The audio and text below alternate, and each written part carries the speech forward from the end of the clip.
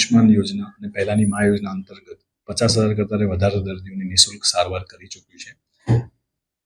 થોડાક મહિનાઓ પહેલા આયુષ્માન ભારત યોજનાની ઓડિટ ટીમ દ્વારા કરવામાં આવેલ ઓડિટમાં અમારા ઓન્કોલોજી ક્લસ્ટરમાં એક ડોક્યુમેન્ટમાં ક્લેરિકલ ત્રુટિ જાણવામાં આવેલ, જેના અંતર્ગત સનશાઇન ગ્લોબલ હોસ્પિટલને 3 મહિના માટે માત્ર એક જ ક્લસ્ટરમાં 3 મહિનાનું ટેમ્પરરી સસ્પેન્શન આપવામાં આવેલું છે સ્ટેટ ગ્રીવન્સ કમિટી દ્વારા, જેની સામે અમે સરકારને ભલામણ પણ કરી છે કે વહેલામાં વહેલી તકે આ સસ્પેન્શન રિવોક થાય, જેથી છેવાડાના દર્દીઓને કેન્સર જેવા ગંભીર રોગોની નિઃશુલ્ક સારવાર પૂર્વવત મળ્યા રહે.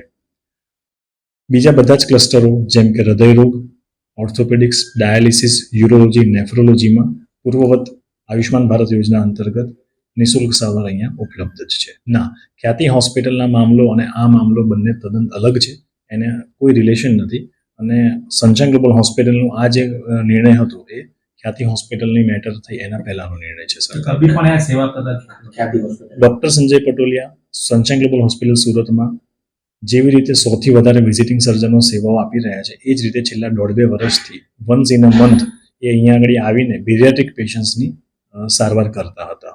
આયુષ્માન ભારત યોજના 2018થી પ્રધાનમંત્રીના વિઝન સાથે અમલમાં આવેલી છે, જે છેવાડાના દર્દીઓ કે જેની પાસે they are very poor, below poverty લાઇનના દર્દીઓને જે સારવાર પહેલાં શક્ય નથી, જે એ લોકો અફોર્ડ નથી કરી શકતા, એ સારવાર એ લોકો ગવર્મેન્ટ, સેમી ગવર્મેન્ટ અને પ્રાઇવેટ હોસ્પિટલ જે એમ્પેનલ હોય એમાં એ લોકો નિઃશુલ્ક સારવાર લઈ રહ્યા છે અને લઈ શકે છે.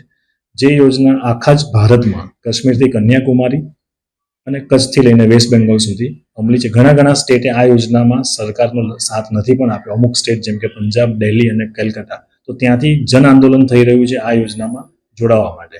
ચોક્કસપણે ગુજરાત લેવલ પર જે આ વસ્તુ થઈ રહી છે એવું મારું પર્સનલ લેવલ પર માનવું છે કે આવનારા સમયમાં આ યોજના વધુ સારી રીતે છેવાડાના દર્દીઓ સુધી પહોંચશે અને એમને પણ નિઃશુલ્ક સારવારનો લાભ સારામાં સારી હોસ્પિટલ્સમાં મળશે.